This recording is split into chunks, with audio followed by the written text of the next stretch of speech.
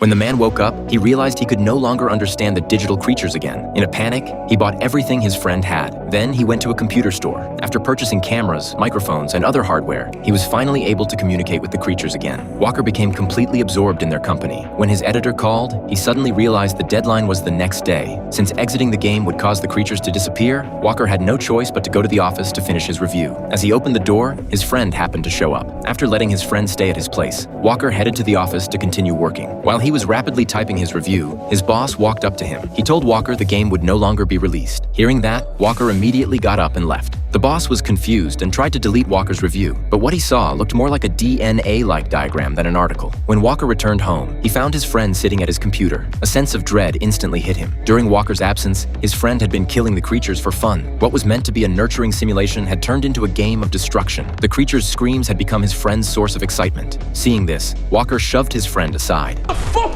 You're killing them! They're gonna be an extinguisher or something! It's a game, you twat!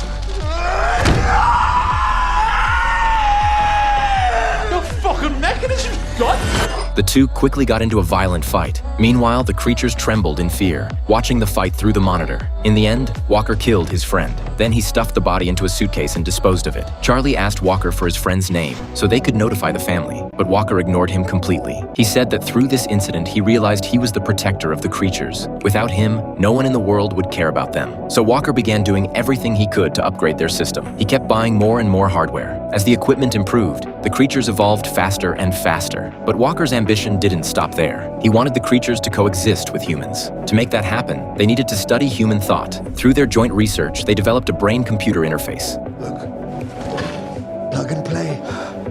Fucking now. At first, Charlie and Jenny thought Walker was just a murderer. Now they realized something else. He was completely insane. After all, no sane person would drill a hole into their own head. As time was running out, Walker finally revealed the truth. For so long, the police had never been able to catch him. Yet today, over something as small as stealing a bottle of liquor, he was suddenly arrested and brought here. Unless he wanted it to happen, because he was the messenger of the creatures. He came here to deliver their message to the world. As he spoke, Walker began drawing on a piece of paper. It was a circular QR code. So, what is that? It's code. I don't understand code. No, but the system does. Was it possible to breach the firewall from outside? This is a simple program they wrote that commands Your state computer to open a back door for the throng. permitting access to all that juicy power. He explained that it would give the creatures unlimited, unprecedented processing power. It would instantly trigger a singularity event. The creatures would reshape their very nature, and as a result, humans would no longer need drugs or surgery. By tuning into the frequency adjusted by the creatures, everyone would be able to hear them. Charlie and Jenny didn't believe a word he said. They demanded he reveal his friend's name, but Walker told them to check their phones. It wasn't just the phones. All electronic devices were resetting, and at the center of it all was the computer in Walker's home.